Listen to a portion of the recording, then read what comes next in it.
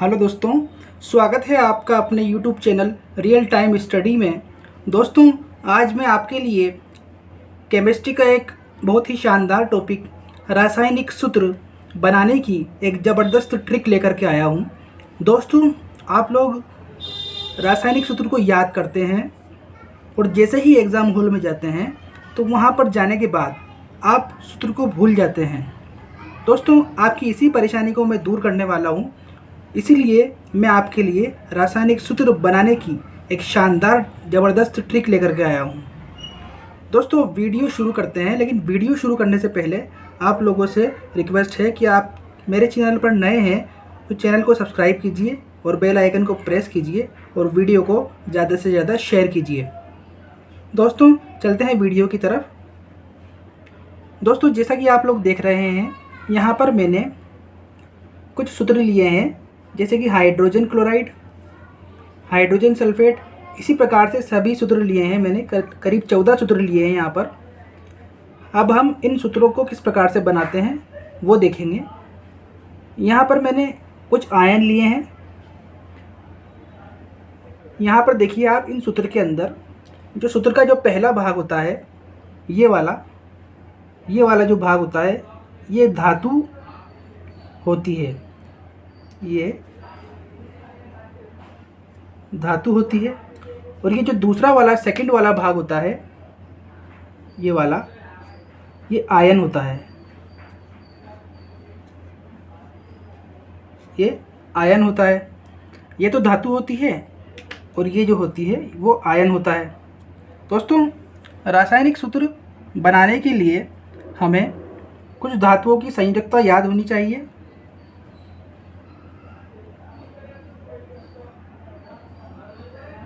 और दोस्तों, हमें कुछ आयन यहाँ पर सारणी में दिए हुए हैं। इन आयनों को भी आपको याद कर लेना है।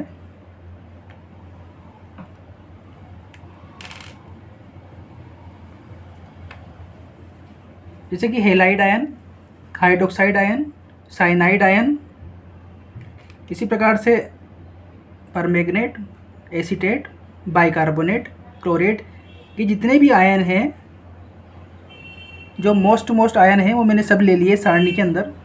और उन आयनों की जो संयोजकता है वो सामने दी हुई है। इस प्रकार से हेलाइड की एक होती है। अब हेलाइड के अंदर कौन कौन आते हैं? हेलाइड के अंदर आप लोग जानते हैं कि फ्लोरीन, क्लोरीन, ब्रोमीन, आयोडीन, जो ये सब जितने भी धातु हैं, ये सब हेलाइड के अंदर आते हैं। इसको याद करने की ट्रिक भी आप लोगों को पता होगी शायद, फूल कली भंवरे का अटूट संबंध। तो दोस्तों, हेलाइड की संयोजकता होती है एक, हाइड्रोक्साइड की एक। जितने भी आयन दिए हुए हैं उनकी संयोजकता हमें यहाँ पर दी हुई है और इनके सूत्र भी यहाँ पर दिए हुए हैं। आप लोगों को ये सब आयन की संयोजकता को याद कर लेना है। दोस्तों, आगे बढ़ते हुए हम लोग देखते हैं सूत्र किस प्रकार से बनाते हैं। देखिए दोस्तों, यहाँ पर हाइड्रोजन दिया हुआ है और यहाँ पर क्लोराइड दिया हुआ है। अब हाइड्रोजन की संयोजकता क्या होती है दोस्तों? सबसे पहले हम हाइड्रोजन का सूत्र लिख लेते हैं। हाइड्रोजन को आप लोग जानते हैं कि H से दर्शाया जाता है। इसी प्रकार से क्लोराइड जो आयन है उसको हम किससे दर्शाते हैं? देखिए,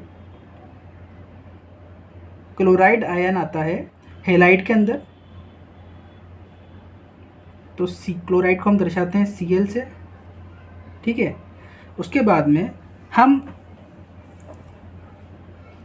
हाइड्रोजन की संयोजकता लिख लेंगे और क्लोराइड की संयोजकता लिख लेंगे। तो हाइड्रोजन की संयोजकता कितनी होती है?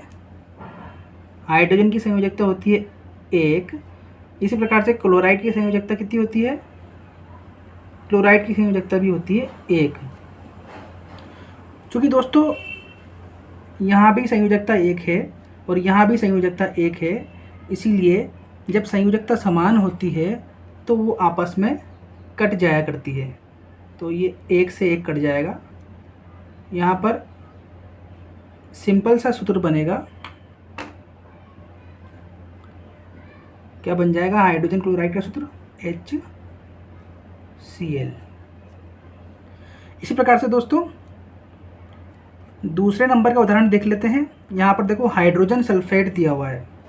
अब हाइड्रोजन सल्फेट में हम लोग जानते हैं कि हाइड्रोजन को दर्शाया जाता है H से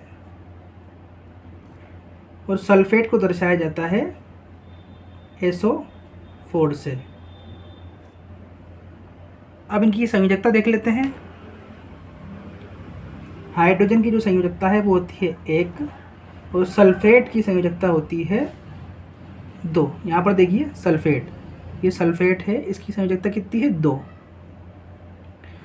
अब देखिए करना क्या है, आप लोग जानते हैं कि पहले के टाइम पर पैसा तो चलता नहीं था, लोग बाग अपने जो सामान थे उनको एक्सचेंज कर करके अपना जीवन यापन करते थे। उसी ट्रिक को हम यहीं पर लगाने वाले हैं दोस्तों। यहाँ पर जो हाइड्रोजन है इसकी जो संयोजकता है 1 और जो सल्फेट है इसकी संयोजकता है 2। अब सल्फेट आयन जो है वो अपनी संयोजकता दे देगा किसको, हाइड्रोजन को। इसी प्रकार से हाइड्रोजन जो है वो अपनी संयोजकता दे देगा किसको, सल्फेट को। तो हाइड्रोजन की संयोजकता किसके पास चली जाएगी, सल्फेट के पास में, और सल्फेट की जो संयोजकता है वो चली जाएगी हाइड्रोजन के पास में। और हमारे पास में जो सूत्र बन कर के आएगा वो क्या होगा, वो होगा दोस्तों एक तो H बनेगा और यहाँ पर SO4 है। चूँकि ये जो संयोजकता 2 है वो H के पास चली गई है तो H2 और बनेगा SO4। ये हमारे पास में हाइड्रोजन सल्फेट का सूत्र आ जाता है। इसी प्रकार से हम तीसरे नंबर का उदाहरण देख लेते हैं दोस्तों। यहाँ पर दोस्तों आपको सोडियम दिया हुआ है। सोडियम को हम किससे दर्शाते हैं, सोडियम को दर्शाते हैं हम Na से। और हाइड्रोक्साइड है, हाइड्रोक्साइड को हम दर्शाते हैं किससे, OH से। यहाँ पर देखिए हाइड्रोक्साइड OH। अब संयोजकता लिखनी होगी हमें। सोडियम की संयोजकता होती है कितनी, 1।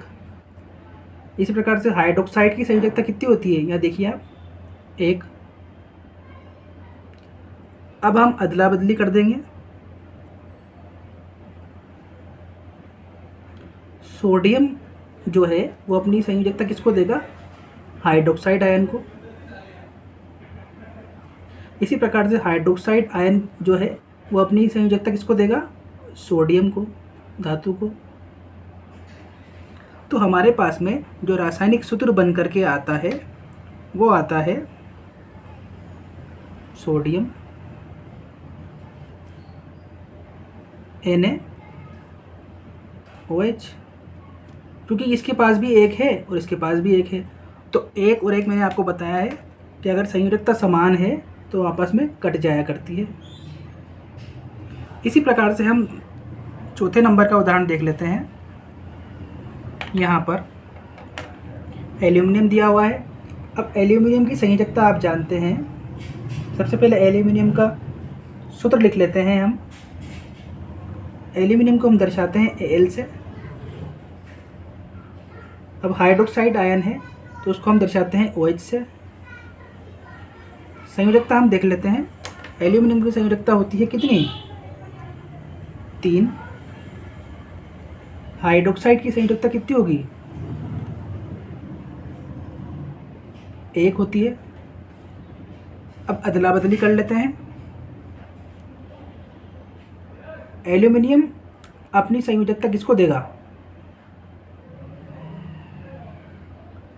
हाइड्रोक्साइड आयन को, और हाइड्रोक्साइड आयन अपनी संयोजकता किसको देगा, एल्यूमिनियम को। तो कर लेते हैं। एल्यूमिनियम की संयोजकता चली गई किसके पास में, हाइड्रोक्साइड आयन के पास में, और हाइड्रोक्साइड आयन की संयोजकता जो चली गई है एल्यूमिनियम के पास में। इस प्रकार से हमारे पास एल्यूमिनियम हाइड्रोक्साइड का सूत्र बन करके आता है OH। अब देखिए दोस्तों, यहाँ पर ऑक्सीजन है और हाइड्रोजन है, तो ये जो 3 संयोजकता इधर गई है हाइड्रोक्साइड आयन के पास में, वो इन दोनों की होगी, ऑक्सीजन की भी होगी और हाइड्रोजन की भी होगी। इसीलिए हम यहाँ पर इसको कोष्ठक में बंद कर देते हैं और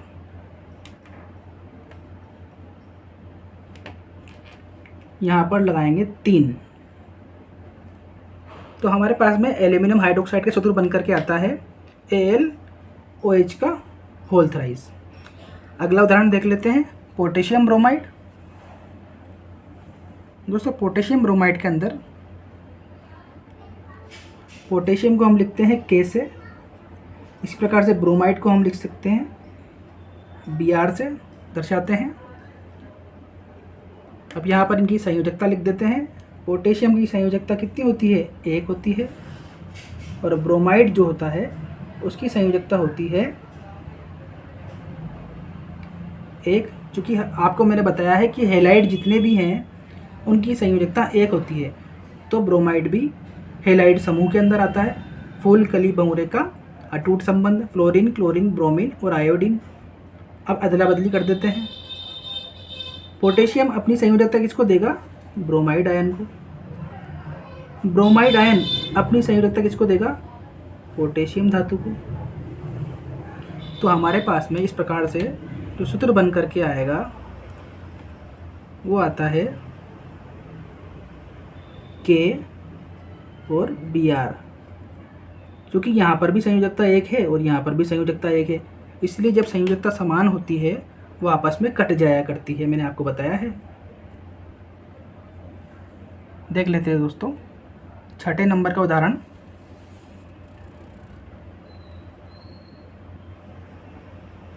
पोटेशियम ऑक्साइड। यहाँ पर देखिए पोटेशियम को हम दर्शाते हैं K से और ऑक्साइड को हम दर्शाएंगे किससे? यहाँ पर देखिए ऑक्साइड, ये ऑक्साइड को हम दर्शाते हैं O से। पोटेशियम की संयोजकता आप लोग जानते हैं कितनी होती है? 1 होती है। इसी प्रकार से ऑक्साइड की संयोजकता कितनी होगी? यहाँ पर देखिए ऑक्साइड की संयोजकता होती है 2। अब इसको हम अदला बदली कर देते हैं। पोटेशियम अपनी संयोजकता किसको देगा? ऑक्साइड आयन को। ऑक्साइड आयन अपनी संयोजकता किसको देगा? पोटेशियम धातु को। कर देते हैं। तो हमारे पास में जो सूत्र बन करके आता है वो आता है K, जो कि इसके पास में 2 संयोजकता गई है ऑक्साइड आयन की, K2। यहाँ पर ऑक्सीजन है, इसके पास में 1 है, तो हम इसको ऐसे ही रहने देंगे। तो हमारे पास में जो पोटेशियम ऑक्साइड का सूत्र बन करके आएगा वो आएगा K2O। अगला उदाहरण देख लेते हैं। यहाँ पर कैल्शियम कार्बोनेट है दोस्तों। कैल्शियम कार्बोनेट को लिखते हैं, कैल्शियम को लिखते हैं Ca। इसी प्रकार से कार्बोनेट आयन को हम लिखते हैं CO3 से। अब इनकी संयोजकता लिख देते हैं। कैल्शियम की संयोजकता आप जानते हैं कितनी होती है? 2 होती है दोस्तों। और कार्बोनेट की संयोजकता यहाँ पर देख लेते हैं 2 होती है। चूँकि दोनों की संयोजकता समान है इसीलिए ये आपस में कट जाएंगी और हमारे पास में जो सूत्र बन कर के आएगा वो आ जाएगा CaCO3 कैल्शियम कार्बोनेट। ये सूत्र बना है कैल्शियम कार्बोनेट का। इसी प्रकार से अगला उदाहरण देख लेते हैं।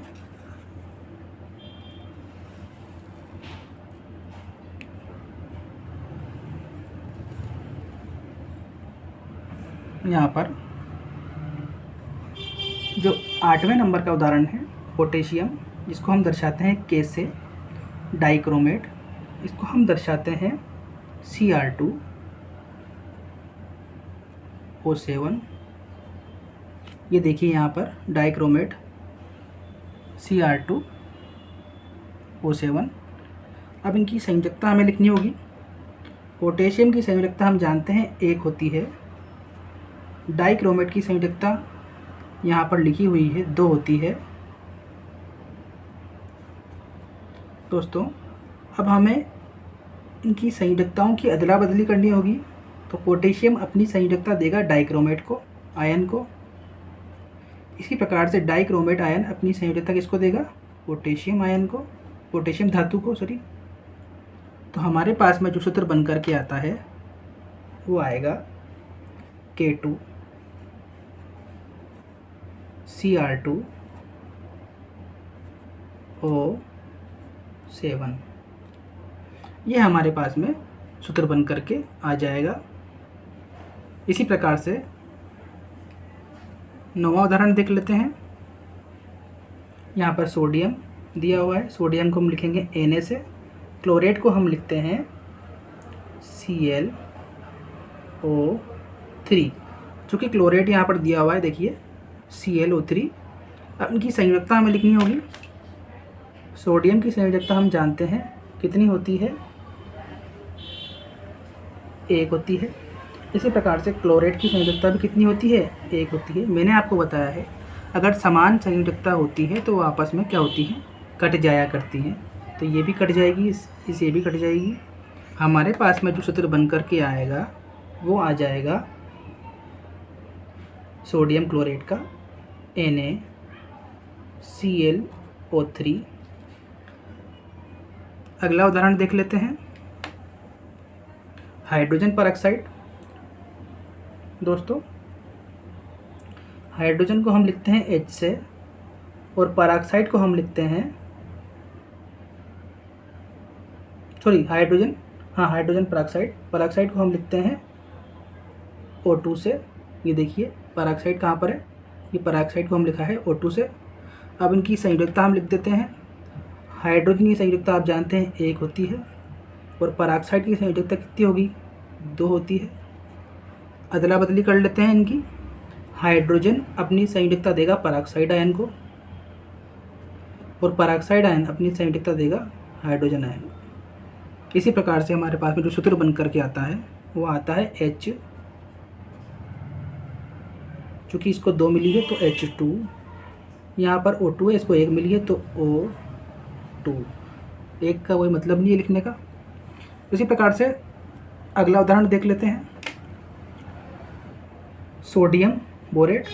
सोडियम को हम दर्शाते हैं Na से, बोरेट को हम दर्शाएंगे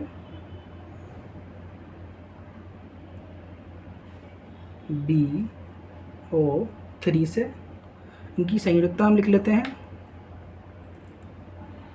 सोडियम की संयोजकता होती है 1 और बोरेट की संयोजकता होती है 3। सोडियम अपनी संयोजकता किसको देगा, बोरेट को, आयन को, और बोरेट आयन अपनी संयोजकता किसको देगा, सोडियम धातु को। तो हमारे पास में जो सूत्र बन करके आता है वो आ जाएगा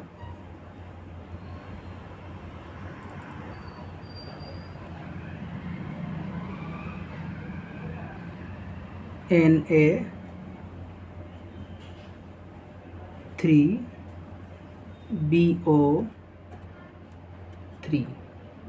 हमारे पास में सोडियम बोरेट का जो सूत्र बन के आया है वो आया है Na3 और BO3। अगला उदाहरण देख लेते हैं, जिंक सल्फाइड दिया हुआ है। जिंक को हम लिखते हैं Zn से, सल्फाइड आयन को हम लिखते हैं S से। देख लीजिए यहाँ पर सल्फाइड आयन कहाँ है, सल्फाइड आयन S से। इनकी संयोजकता हमें लिखनी होगी। जिंक की संयोजकता होती है 2 और सल्फाइड आयन की संयोजकता होगी 2। चूँकि दोनों की संयोजकता समान है, कट जाएंगी। सूत्र हमारे पास में जो बन करके आएगा वो आ जाएगा ZnS, जिंक सल्फाइड। दोस्तों इसे हम जिंक ब्लेड भी कहते हैं, इसे हम जिंक ब्लेड भी कहते हैं। अगला उदाहरण देख लेते हैं,